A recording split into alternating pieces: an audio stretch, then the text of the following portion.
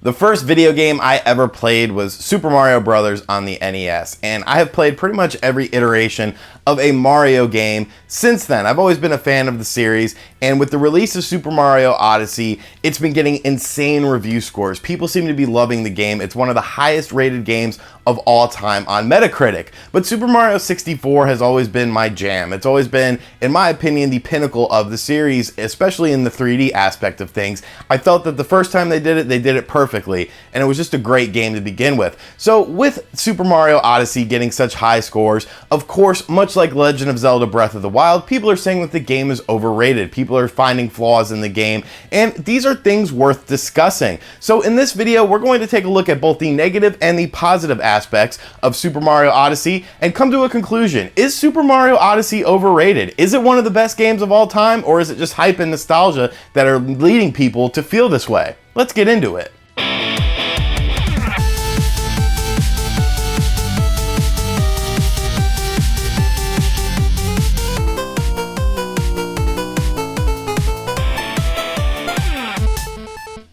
So with these videos, I like to look at the negative aspects of the game before getting into the positive aspects, because you can't have good without bad, and you can't have bad without good. So most of these are things that I've seen from other reviewers, and a couple of them are personal to myself. Now, one of the things I've been seeing a lot of people complain about is the lack of a central hub world. Now, the way Super Mario Odyssey is sort of broken up into kingdoms. You spend a time in a kingdom and then move on to the next kingdom. And people seem to like that hub world aspect. You had it in other 3D Mario games, such as Super Mario 64, such as Super Mario Sunshine, and of course the Galaxy series. And it does feel kind of weird at first, I can admit, to not have a central hub world, because it sort of pigeonholes it back to the 2D style of games where, you know, it's a little bit more closed. But I don't really think that that's, you know, a bad thing per se, because of how big the kingdoms are, which we will get into. So the lack of a centralized hub world is a bit of an interesting decision. I think a lot of people wanted the city level of New Donk City to sort of be that hub world aspect of the game,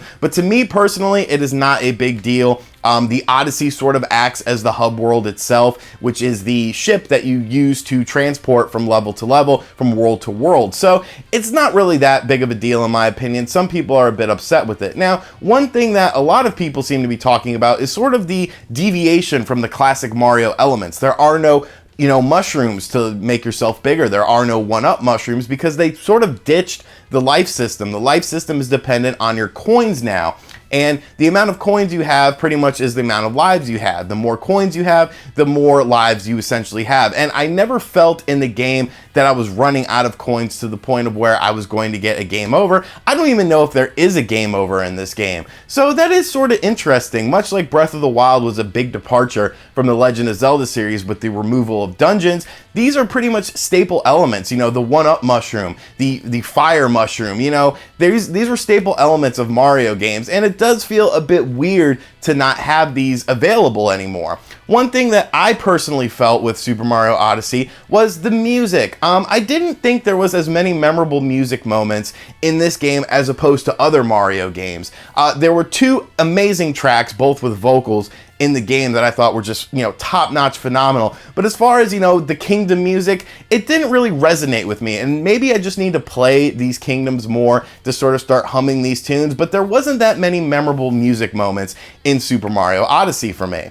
The final two complaints that I have seen from other reviewers and other YouTubers are camera controls and the fact that there are some shoehorned in motion controls. Now, as far as the camera is concerned, this wasn't an issue for me. I had literally zero problems controlling the camera. I have heard some people say that the default is a bit too slow. They didn't like that. I guess just adjust it. Like, the camera isn't going to be for everyone in these types of games. This is a 3D platformer. Obviously, you're going to have to make some adjustments to, you know, meet your gameplay style. Me personally, I had zero issues with the camera throughout the entire game, but I can see people, you know, potentially having issues. I don't know. It just depends on the player, really. Now, another aspect that I sort of agree with, and I could definitely see a viewpoint of, is the motion controls. There are some motion controls that are included in this game, and there's like literally 2 moves that you do with Cappy that require the motion controls. And a lot of people are upset about that because they want to sort of move on from the motion control era, but to me, it wasn't a big deal because I never used these moves. You know, if I needed to use the moves, I would simply use the move in the dog face controller setup and just do the move. It wasn't a big deal to me, but some people felt like it was just a bit shoehorned in, and I could see that, you know, point of view. A lot of people want a more standard experience with their video games now. The motion control era, the, you know, PlayStation Move, the Kinect era has moved on. So to see motion controls included in the game can be a bit disparaging for people, but it's definitely not something that's, you know, forced upon you. You can definitely complete the game without using any motion controls. It's just there if you like motion controls, because there are, you know, a group of people out there that still enjoy motion controls. So pretty much that's the negative aspects of the game. And as far as the positive aspects of the game, good God. So as I mentioned in the negative aspects of the game, there is no hub world. You are on the Odyssey, which you can decorate with things from different kingdoms, but the Odyssey sort of serves as your little hub world as you move from kingdom to kingdom. But let's talk about the kingdoms, folks, because these kingdoms are massive.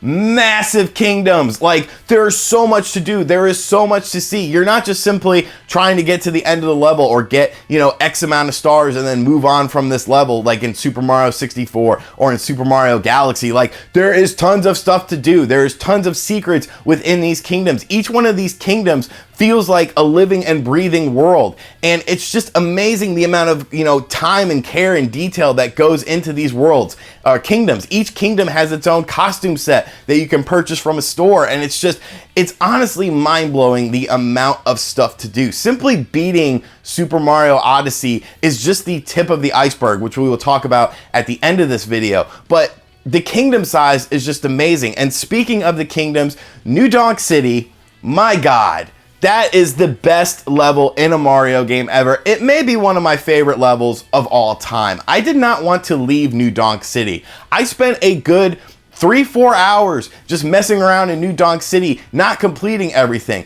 A lot of people were sort of against, you know, Mario in a real world aspect, but they did a great job balancing the real world aspect and still the Super Mario aspect. It doesn't feel as shoehorned as, you know, something like Sonic Adventure, which I didn't think was that bad to begin with, but I could see why people were sort of against that, because there's a lot of interaction with the humans. The humans are more just set pieces here, you know. Mario is the sort of, you know, sore thumb sticking out, but he blends in well, and you can get your little suit and your little fedora on. It's just, New Donk City was an amazing level. I loved exploring New Donk City. I still have moons to collect in New Donk City, and there's just so much to do and so much to see. There's a huge level of interaction. There's mini games littered throughout, you know, not just New Donk City, but other levels that have online leaderboards and stuff like that. So it really continues the game as well. You know, once you beat that main storyline, there's more than just one reason to keep playing, which we'll get into at the end of the video, but you have these mini games with high scores, things like jumping rope and stuff. I honestly loved New Donk City. At the end of this video, once I'm done editing it, I'm going back to New Donk City just to mess around, because it's just unlike anything you've ever seen in a Mario game. And they did a great job combining New York City with Donkey Kong elements, and it's just amazing. It's absolutely amazing. And the fan service in this game, top notch. I have never seen such good fan service. And people might say, you know, oh, it's playing into your nostalgia of previous games, but it's not. It's more of the accumulation of the series. When you do that final battle in New Donk City, amazing. That is one of the best things I've ever seen in a video game. And I'm not going to spoil it for you guys, but it's just, it was breathtaking. It was absolutely breathtaking how amazing that sequence was. And, you know, sort of playing onto that, there's stuff that you do at the end of the game after the credits roll. Absolutely amazing. There's so much fan service, and once those credits roll, there's still tons of stuff to do. Really, when the credits roll is when the game sort of gets started. It sort of opens up, and there's so much additional stuff to do. There's so many hidden costumes. There's so much customization that you can do in this Mario game. And really, the best aspect in my opinion, is the fact that they freshened up the gameplay. Much like in Breath of the Wild, you know, Zelda games sort of fell into this formula where you would, you know, you would have to do something, you go to a dungeon, you get, you know, a new item so you can go to the next dungeon. And it was great, it was a tried and true thing, but it did get a bit stale at times. I mean, really, when it comes to Zelda games, you had been playing the same one since Ocarina. When it comes to 3D Mario games, there have been, you know, differentiations and stuff like that, but you've really been playing the same one since Super Mario 64. You know, Galaxy, Sunshine, these were all pretty much built on the Super Mario 64 premises. And Odyssey takes that next step. Odyssey goes above and beyond Super Mario 64, mostly because of Cappy. Cappy is the greatest thing ever. So Cappy is basically your hat, and this is your attack, this is your thing to progress through the game, and, you know, taking over, you know, a Goomba or a Hammer Brother or even a Tyrannosaurus Rex is just so crazy, and there's so many different things that you can, you know, take, you know, you could become in the game. So something as simple as a manhole, it was like, what? And there's a whole list of things that you unlock of different, you know, things that you can capture. Cappy is such a positive addition to the series because it freshens it up to a level that we have not seen in a Mario game since Super Mario Bros. 3. Super Mario Bros. 3 obviously was a huge leap for the series. Super Mario 64 took the series in a new direction. But as far as just reinventing the series, much like Breath of the Wild did, Super Mario Odyssey does that. And that is probably the biggest thing I took away from this game. I have already had the credits roll. I already have, you know, the main storyline done, but I've just scratched the surface. Once you beat the game, there are so many things to do. It's literally mind-blowing. It's like, you expect, you know, this single player experience to last you anywhere from 6 to 10 hours, depending on what you do. But the fact that the game just really begins to open up, the fact that they included little mini games with online aspects, the fact that Cappy is so versatile, the fact that there are so many hidden things within these levels, within these kingdoms, within the game, the fact that the game looks absolutely gorgeous. It's tough. It is very tough for anyone to say that Super Mario Odyssey is overrated. Whether you have been playing Mario games since the NES, whether the N64 was your first, the GameCube, the Wii, this is a game that almost transcends video games as far as its impact. Because it's one of the best video games I have ever played. From start to finish of the storyline, I had this big stupid smile on my face. I loved exploring every kingdom, and of course, you know, some kingdoms are better than others. Some kingdoms I had more fun in than others, but I never felt bored in the game. I never felt restricted in the game. I never felt like the game was holding me back and like, oh, I would like to be able to do this. I would like to be able to go there. You see it, you go there. It has that Breath of the Wild aspect to it. It's definitely not an open world game. It's definitely not Grand Theft Mario, like a lot of people were dubbing it, but you could sort of feel that aspect in it because the kingdoms are so big. And New Donk City. I'm going to talk about New Donk City a little bit more. Once you get on the scooter and you just start going around, there's so much to do. I want a whole game based on New Donk City. I want the lore of New Donk City. How did this come to be? Why is it here? Who made it? It's just, I had such a good time with Super Mario Odyssey, and I really felt like I would love the game, but I didn't expect to love the game this much. Super Mario 64, as I said at the start of the video, was my favorite Super Mario game of all time. I love Super Mario Bros. 3. I obviously love, you know, the original game. The Super Nintendo one, you know, as you guys know, that wasn't a huge part of my childhood. But, you know, Galaxy, another amazing game that I 100% completed.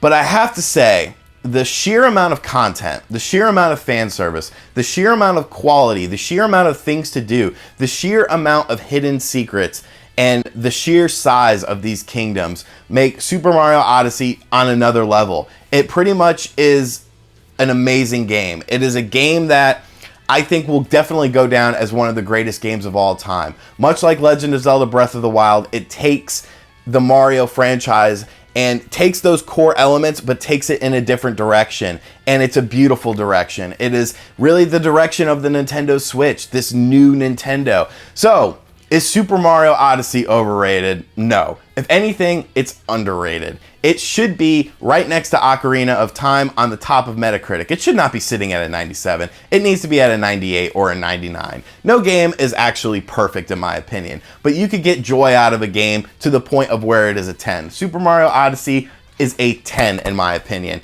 And I can't wait to explore more. I can't wait to find more secrets, more costumes. I know that there's so much additional stuff after the credits roll and after I beat the main game that the game is just getting started. And I'm really excited to see what else this game has in store for me. If you own a Nintendo Switch, this is a no-brainer. If you don't own a Nintendo Switch and you've ever enjoyed a Mario game, buy it.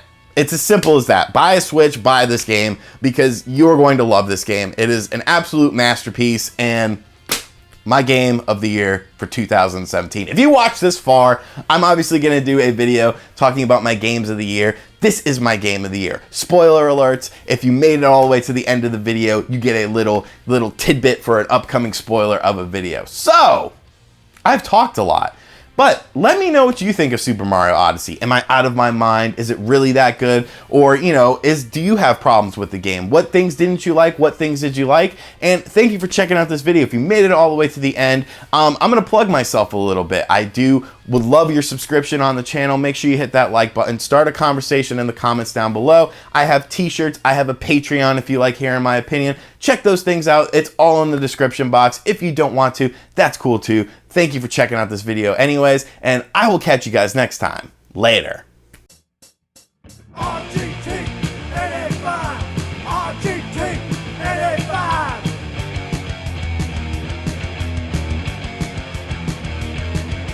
RGT 85.